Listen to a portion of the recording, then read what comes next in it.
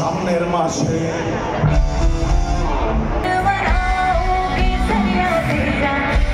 নমস্কার প্রিয় বন্ধুরা, আমি স্বপ্নাস ডায়েরিতে সবাইকে অনেক ওয়েলকাম। আজ কোনো রেসিপি নয়, আজ তোমাদের একটা ব্লগ শেয়ার করছি। অনেক দিন পর দুজনে বেরোচ্ছি, তো ভাবলাম তোমাদেরকেও শেয়ার করে দিই। আজ হচ্ছে 6 তারিখ, টাইম হচ্ছে 5:10 আমাদের ট্রেন আছে ডানকুনি থেকে।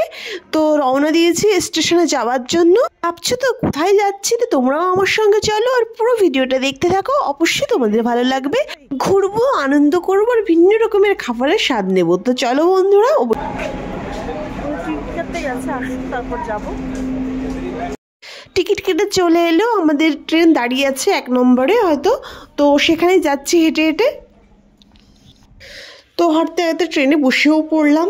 আর ট্রেনে উঠলেই ট্রেন বাস উঠলেই আমার ঘুম পায়। আধা ঘন্টার পথ, তবুও যাই হোক একদম দমদম নেমে গেছি। অধিকাংশ মানুষই হয়তো জানে দমদমে মেলা হচ্ছে, সঙ্গীত মেলা। ঢুকেই প্রথম ছবি তুলে নিলাম। আর কে আসছিল শিলাজিৎ আর অন্তরা মৈত্র। আর 7 তারিখে আসছে রবিবার সোনু নিগম আর রোহন চক্রবর্তী। তোমরা অবশ্যই এসো কিন্তু। তো একদম ভিতরে ঢুকে পড়েছি আর যাব ভিতরের দিকে। দেখি চেয়ার ফাঁকা রয়েছে কিনা বা কতটা ভিড় হয়েছে। আগের দিন শুনেছিলাম প্রচুর ভিড় হয়েছিল, যাই হোক আগের দিন আমি আসিনি, ভালোই হয়েছিল। তো ভিতরের দিকে যাচ্ছি হাঁটতে হাঁটতে। তো আগে বসেই পড়ি যেহেতু ফাঁকা রয়েছে প্রচুর। তো দেখতে পাচ্ছ এখনো কিন্তু প্রোগ্রাম শুরু হয়নি। তো যাই হোক গিয়ে আগেই বসে পড়েছে দুজনে।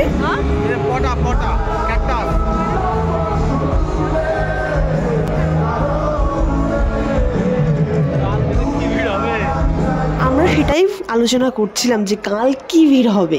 মানে আগামী যেদিন গেছে সেদিনও প্রচুর ভিড় হয়েছিল। তো বলতে বলতে প্রোগ্রাম কিন্তু শুরু হয়ে গেছে, শিলাজিৎ আসছে। তো তোমরাও দেখতে থাকো।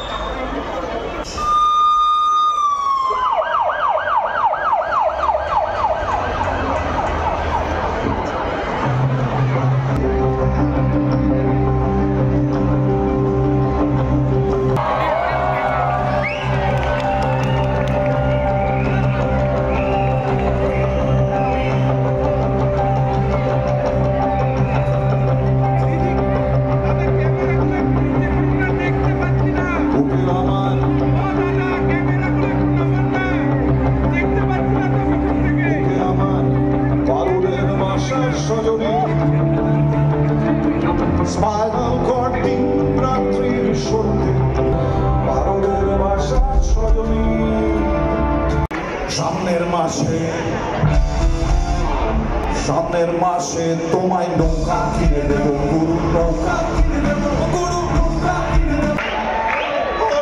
মামা তারা মাথিনি মামায় আমি দে বাজলো ছুটির ঘন্টা,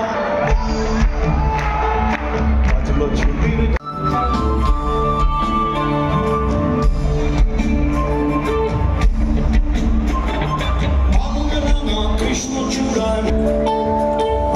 দেখতেই পাচ্ছ লোকজন কিন্তু প্রচুর হয়েছিল।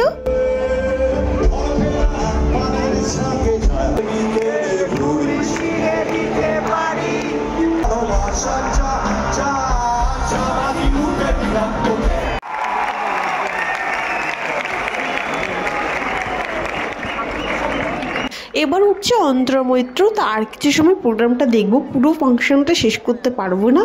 যাই হোক কিছু সময় ফাংশন দেখে যাব খাওয়া দাওয়ার দিকে। তোমরাও দেখতে থাকো।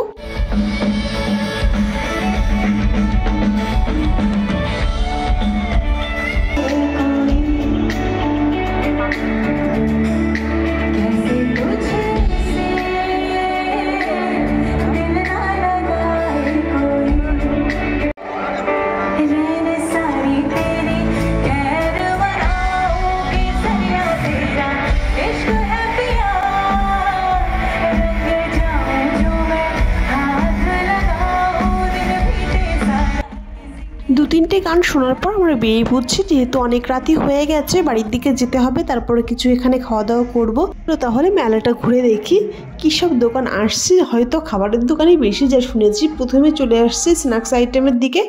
প্রথমে এখানে চিকেন পকোড়া অর্ডার করেছিল, তো অর্ডার করে আমরা দাঁড়িয়ে আছি ফাংশনের মঞ্চের ঠিক সামনে আমরা দাঁড়িয়েছিলাম। এখান থেকে প্রোগ্রামটা বেশ ভালো দেখা যাচ্ছিল দেখলাম।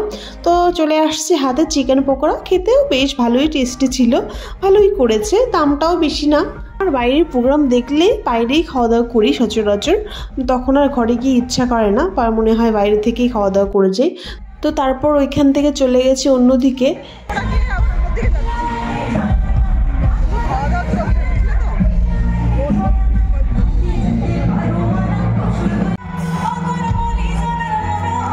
আর বাইরের এই খাওয়া দাওয়ার বিষয়টায় আমার থেকে বড়মশাইয়ের বেশি আগ্রহ থাকে, তো ওনার সঙ্গেই আমি একটু যোগদান দিই এই আর কি।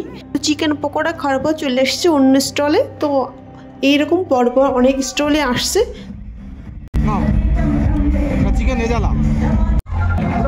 তো শুনলে ওটা হচ্ছে বাসন্তী পোলাও আর চিকেন রেজালা। তো ওখান থেকে খাওয়া দাওয়া করে চলে আসছি মিষ্টির দোকানে। এখান থেকে দই নেওয়া হলো এক খড়ি, তো দুজনে দইও খেয়ে নিলাম একটু দাঁড়িয়ে। দইটাই বেশ ভালো লাগে, তো ভীষণ টেস্ট কিন্তু দইটা। এটা হচ্ছে নবদ্বীপের দই। তো যাই হোক, খেতে অসাধারণ ছিল। দেখো প্রচুর স্টল বসেছে এই সাইড, তো এখনো যাওয়াই হয়নি। আমরা একদিকেই ঘুরছিলাম আর খাওয়া দাওয়া করছিলাম।